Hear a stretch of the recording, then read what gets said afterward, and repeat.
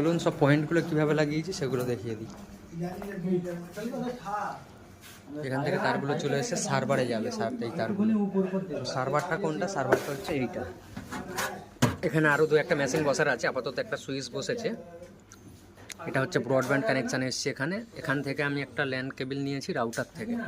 এই যে রাউটার আছে, ব্রডব্যান্ড কানেকশান এখানে এসছে। এখান থেকে আমি একটা রাউটারের ল্যান পোর্ট থেকে কেবল বের করে এই ল্যানে দিয়েছি, ঠিক আছে।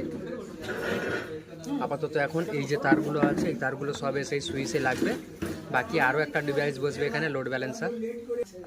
আর এই তারগুলো থেকে কোথায় কানেকশান গেছে সেটা দেখাচ্ছি।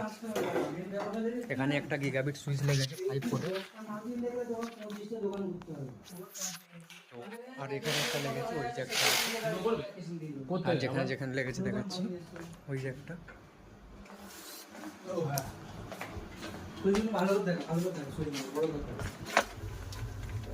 এই একটা, এখান থেকে যত কম্পিউটার বসবে সব ওই সুইচগুলো থেকে ল্যান কেবল নিয়ে, এগুলো হচ্ছে ডাটা পয়েন্ট। এরকম টোটাল এখানে 6টা-7টা সুইচ বসেছে। বাকি পয়েন্ট দেখাচ্ছি।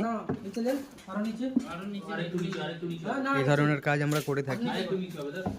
সার্ভারের এক data point, wifi related, networking, ক্যামেরার কাজও হবে।